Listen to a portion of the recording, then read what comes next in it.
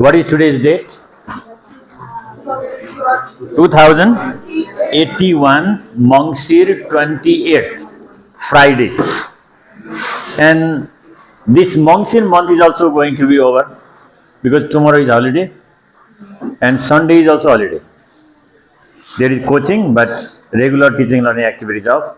Means now hardly you have got 3.5 months to stay in class 9. Then after passing class 9, you can go to class 10. Passing class 10, 11. Yeah, this is life. Passing one class and going higher level and level.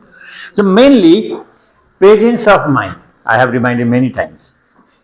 You are in Anupam's class 9 right now. Look at that, Yudha Pariyar, what is he doing? Stand up and catch ears. He's focusing in.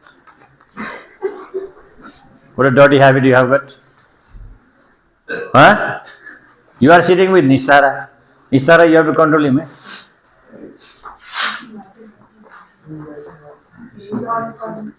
He's uncontrollable. So some sort of pointed material should be kept down.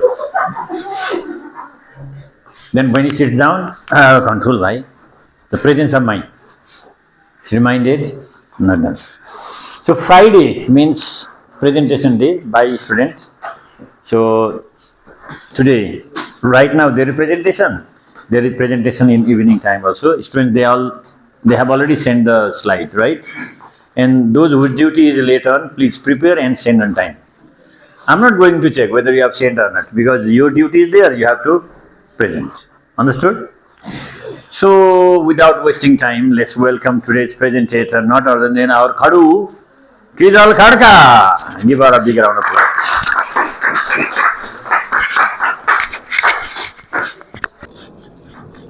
Namaskar and very warm, very cold good afternoon to everyone. It's me Krijal Khada and today I'm here after a long time presenting about chapter metals and non-metals, chapter 17.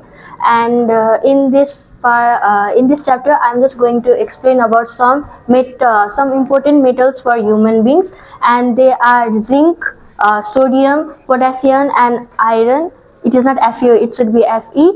And in this chapter we have studied about the properties of metals, non-metals and some metalloids and how they are important and their harmful effect also.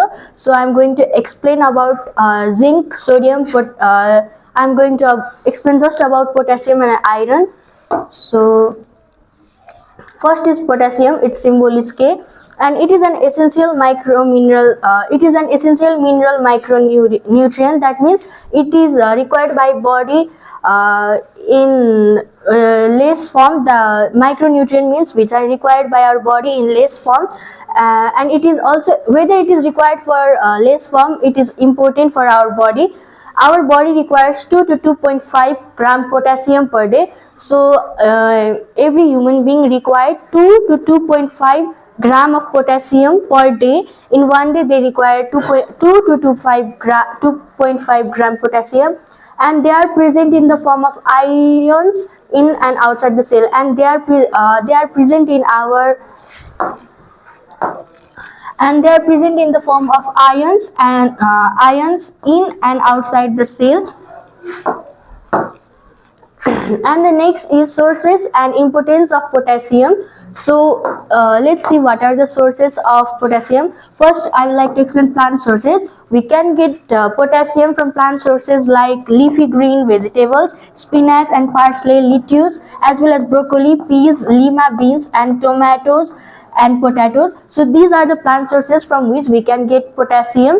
And fruits such as bananas, apples, avocados and raisins, oranges and other citrus fruit, that means which are sour in taste, and whole grains also, such kind of grains also can give us potassium. And animal sources are most commonly meat, fish and salmon. And one more important thing is like dairy products like curd can also provide us potassium. And so next here it is all about importance in human body, how potassium has importance in our human body. So its ion acts as a cofactor for certain enzymes such as pyruvate kinase, and its ion work as a cofactor for our certain enzymes. And next is increase the heart function and working ability of the nervous system. If we consume potassium as per the requirement of the body, our heart functions become well, and our ability of working nervous system, our brain and spinal cord will be good, and prevents from kidney stones and make skeleton strong. The kidney stones problem, it prevents from the potassium prevents from kidney stones problem. Also it makes skeleton strong, that means it makes our bone strong. And regulates muscle contraction, that means it helps our muscles to work well. It doesn't let muscles to be attached in one place only, it stretches the muscles. And maintains the electrolyte balance in the body, it maintains the balance of every metabolism activities in our body. So important sources are already discussed. So what are the deficiency symptoms of the potassium in human body? So deficiency of potassium has harmful effects. So some of the symptoms can be shown like this. Causes hypokalemia disease, and hypokalemia is the disease which is caused by the deficiency of potassium in human body. And muscle cramp, congestive heart failure, CHF. Muscle cramps means we will start having pain in the muscles and our muscles will be start to swollen. And diarrhea and abdominal pain caused by paralysis of the intestine. And it can deficiency of potassium also can cause diarrhea and pain in stomach, and it can also cause the paralysis of our intestines, and it leads to gastroenteritis, stomach flu. It can lead us to gastric, and stomach flu can be continued during the deficiency of potassium in our body. And high blood pressure and constipation. If the potassium is not in the required amount in our body, then it can cause high blood pressure and constipation also. So next it is all about iron. So potassium I have already discussed. Now let's move on to next metal useful in our body, that is iron. Its symbol is Fe, and human body uses iron to make hemoglobin, a protein in red blood cells. So iron is our body uses iron for making hemoglobin. It is a protein for RBC, that is red blood cells. RBC requires hemoglobin for its proper functioning, and that hemoglobin is given by the iron. And next is the source of iron for body is balanced diet. So if we produce balanced diet, then our body will have required amount of iron. And next is the amount of iron required is 8.7 milligram per day for men aged over 18 years. For the men over 18 years, they require 8.7 milligram of iron, and the women aged 19 to 50 years old women requires 14.8 milligram. So this must be considered. And next is sources and importance of iron in human body. So let's see what are the sources from which we can get iron in our body. First of all, their sources are animal sources like meat, fish and poultry, and seafood can also give us iron. And plant sources like cereals, white beans and lentils, spinach, nuts and some dried fruits can also give us the energy of iron. And next is green vegetables like spinach and broccoli. And so next here is importance in human body, promotes healthy pregnancy, increased energy and better athletic performance. So iron is mostly important for pregnant lady, and it helps a healthy pregnancy for them. And they also take iron tablets during the time of pregnancy, which can make them more healthy. Next is increased energy, and this iron increases energy in our body. And for athletes, it is important for better athletic performance. And iron is an important part of hemoglobin. So as I have already discussed previously also, iron is an important part of hemoglobin for red blood cells. And iron is also part of other proteins and enzymes that keep our body healthy. And iron, other proteins also contains iron, which are important for enzymes that keep our body healthy. So the deficiency symptoms of iron in our body are, it causes anemia, and next is fatigue, weakness, pale skin, chest pain, fast heartbeat and shortness of breath. Our heartbeat becomes fast, our breath becomes shortness and weakness, and our skin becomes pale, and we will start to have chest in the pain if the amount of iron is lacking in our body. So next point is, children may go through slow social development. If there is deficiency of iron in children's body, then they will go through a very slow social development and causes headache and dizziness. If iron is lacking in human body, then it can cause them headache, their head will start to pain a lot, and they will have dizziness, and cold hands and feet, inflammation or soreness of tongue, brittle nails. And cold hands, their hands will be cold, feet will be cold, and their tongue will be there will be soreness in their tongue, and their nails will start to break easily only.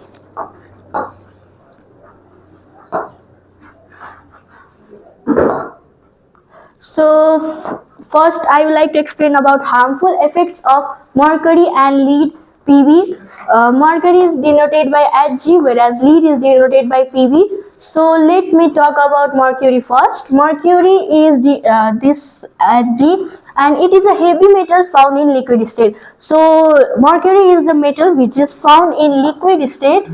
And next is, it is used in thermometer, barometer, these dental amalgam for dental fillings. So mercury is in thermometer. Mercury is used in thermometer, that we are already known to it, and barometer and dental amalgam, that means for dental fillings in our teeth.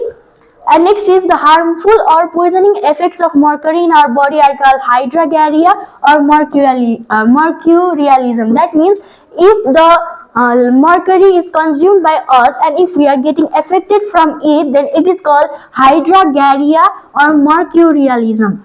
And next is, some of its effects are discussed below. So these are some effects. First one is, causes high blood pressure, alters heartbeat rate, and increases the risk of heart attack. So first one is, it causes high blood pressure. If we consume mistakenly only the mercury also, then it can cause us high blood pressure and alters heartbeat rate. That alters means it can make us too fast or too slow also, and increases the risk of heart attack. That means it grows the risk. If we consume it, then we have high chances of getting heart attack, and this can lead to death also. Next point is, causes insomnia. That means we don't like to sleep, and impairment of speech means we cannot speak nicely, and hearing, we will not be able to hear, we will start to hear everything blur, and walking behavior will be changed, and our memory power will be less, and mental retardation, we will start to feel tired mentally, and learning disabilities means we will not be able to learn faster as compared to previous time when we did not consume mercury. So next, here are again some points. Mercury compounds badly affect the growth of the brain and the nervous system in children. These mostly affect children. It is not that it does not affect others, but if it is mistakenly consumed by children, then its compounds affect the growth of the brain of the children, and their whole nervous system will be damaged, and it causes peripheral vision lack, lack of coordination in the movements, and muscle weakness.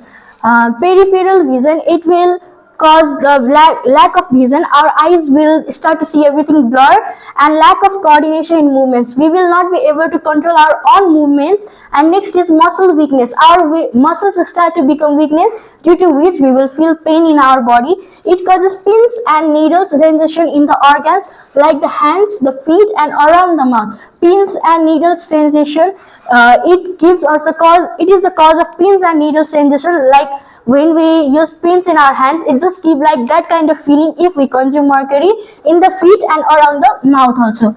During the pregnancy, mercury compounds across the placental barriers, and they can interfere with the development of fetus, leading to cause attention defect and development of delay during childhood.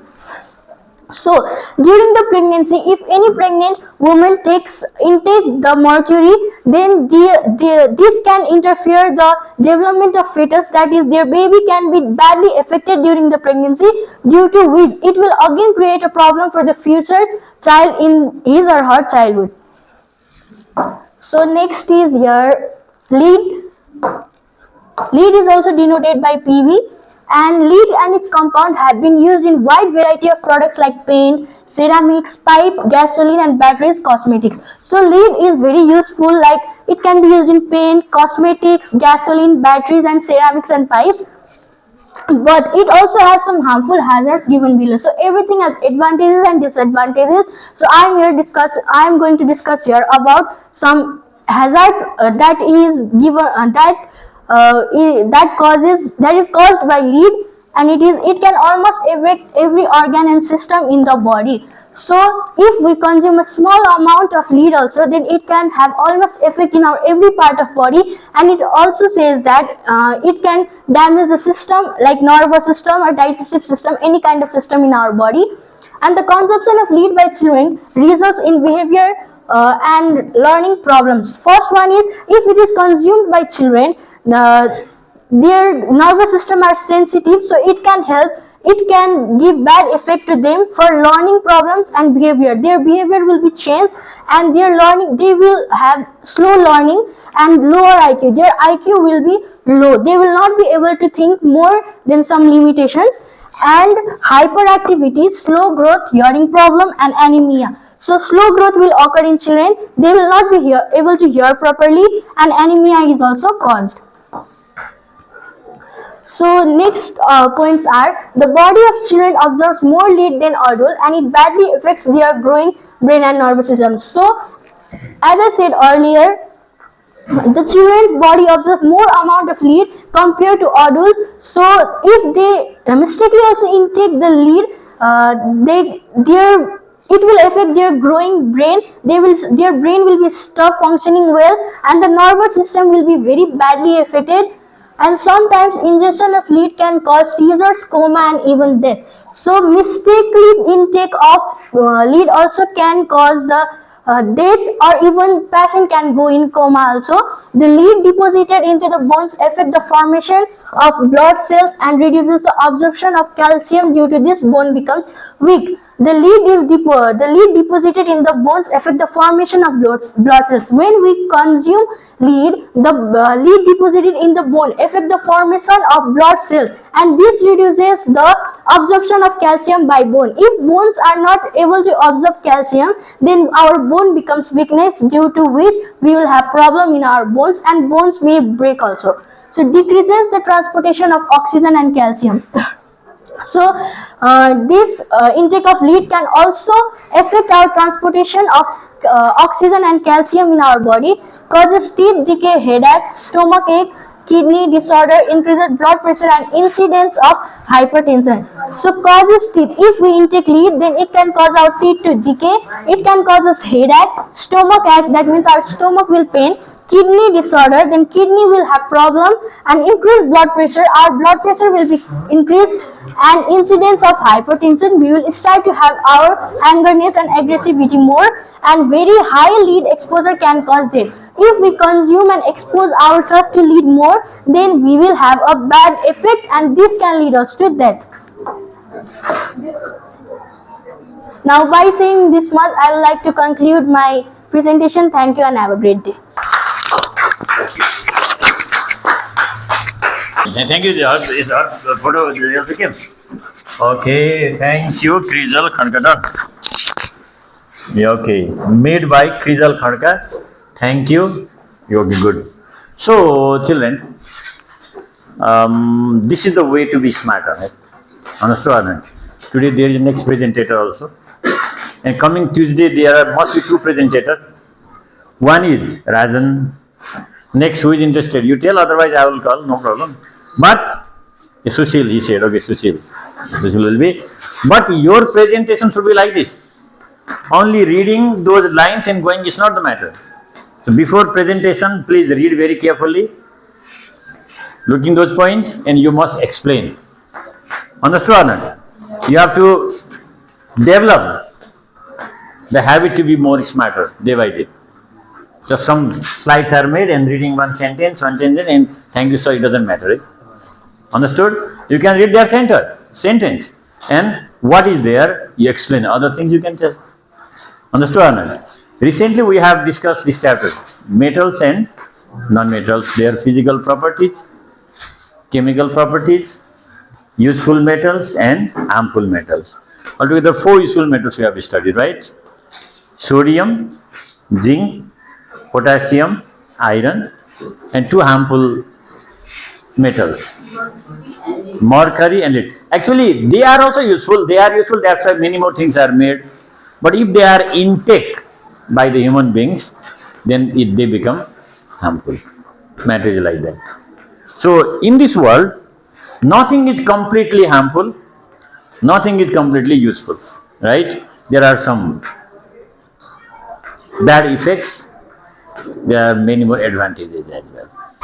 Understood or not? Okay, so the chapter is already over, presentation over. Now I will give you some tasks to do, or shall we discuss next chapter? I think we have to discuss about carbon in its compounds. If the course is completed, then what can it be done? Discussion of those chapters time to time. Will that be okay? Now let's check here. The slide means this class 9's book. Yesterday we discussed about 2 allotropes of carbon, diamond and graphite, right? These are the crystalline forms. They possess geometrical structure. Physical properties were discussed. What are the different physical properties of carbon? First one, state. It exists in solid state. Solubility. It does not dissolve in water. Color. What is color? Carbon is black in color, but diamond is colorless. Hardness. It is very hard, but the hardest form is diamond. Brittleness. Brittleness means, does it break while hammering or not? Definitely. It is non-metal. It breaks while hammering. Its specific gravity or density. Carbon has got different forms, so density differs, ranges from 1.5 gram per cm cube to 3.52 gram per cm cube. Diamond has highest. Maybe charcoal. You know charcoal? 3 types of charcoal, could you remember? Wood charcoal, sugar charcoal, bone charcoal. They are a bit lighter one, right? Wood charcoal, I think it is not that much heavier one.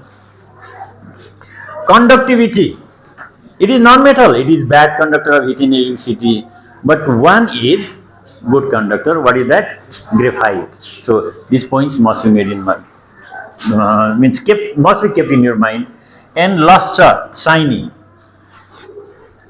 Carbon is not so much shiny in nature, but graphite possesses metallic luster, right? And diamond, these two. Okay, children. Now let's discuss chemical properties of carbon. Okay. Combustion. What do you mean by combustion? Burning. Does carbon burn or not? Yes. So carbon burns with oxygen, or carbon burns in presence of oxygen, and what does it form?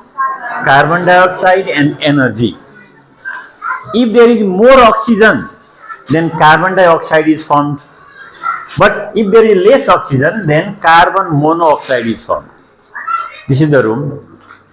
Inside this room, if we burn carbon, especially that angar, have you seen? Notice angar? That is wood charcoal. If it is burned inside this room, for some time there is formation of carbon dioxide.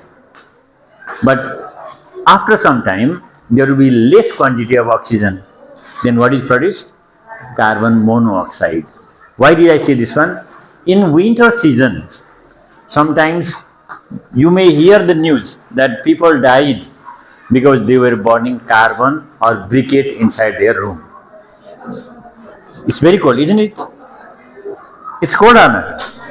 So, to prevent from cold, to get warmth, what do the people do?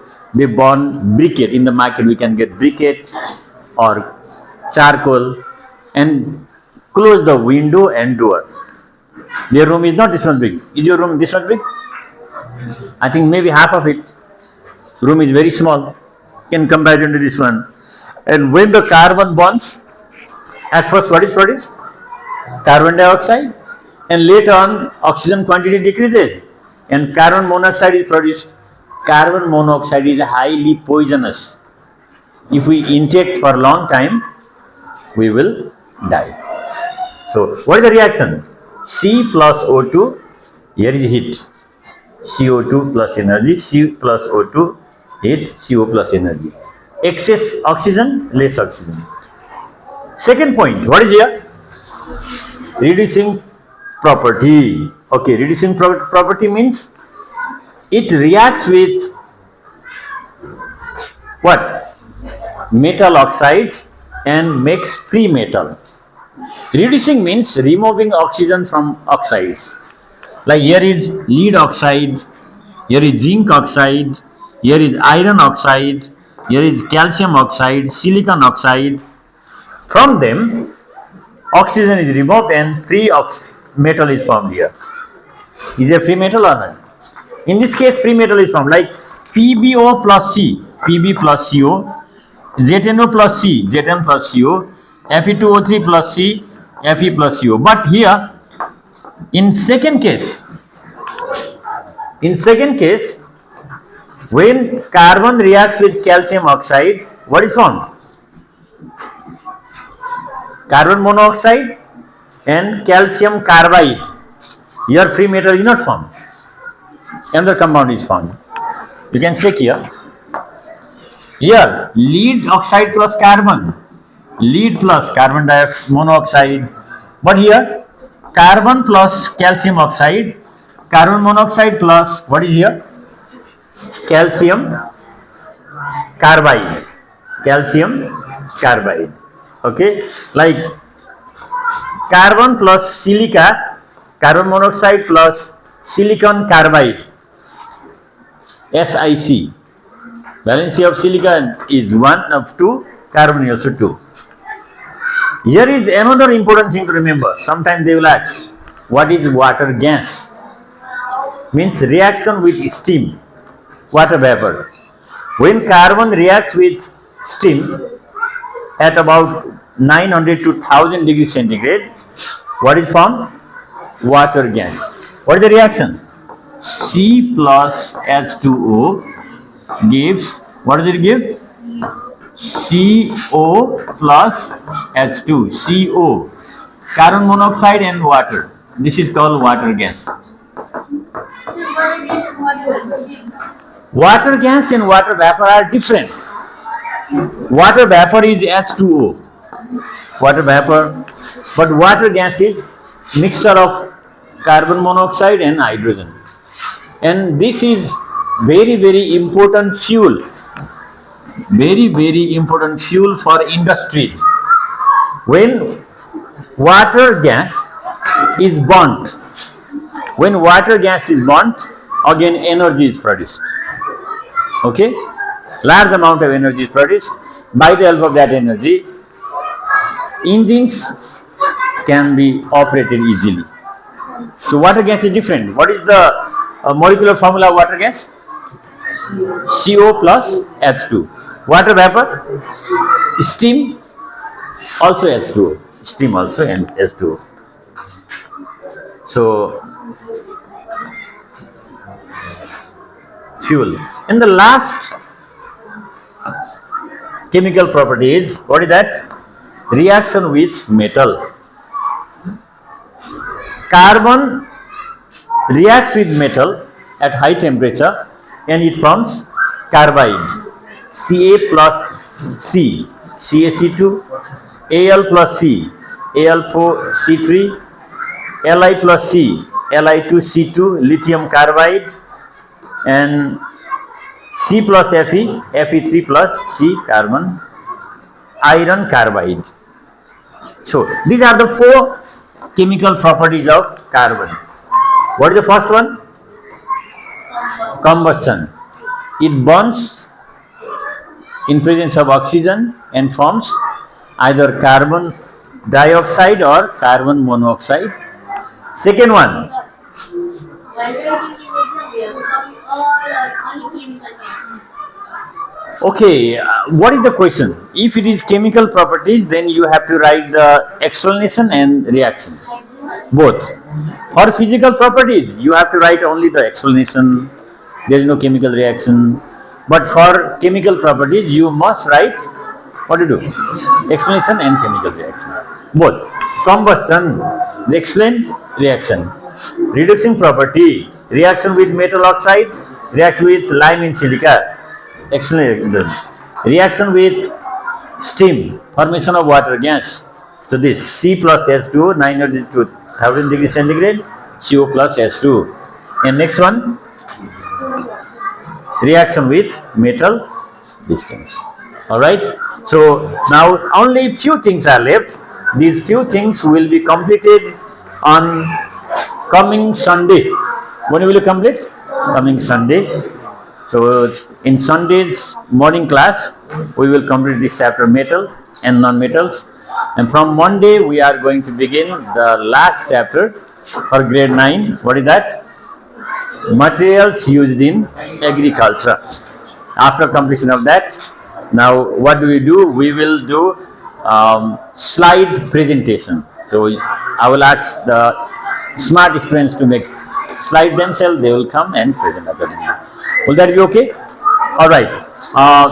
Now your today's homework is write the chemical properties of carbon. Only one is there right now. Okay. Please do. Thank you.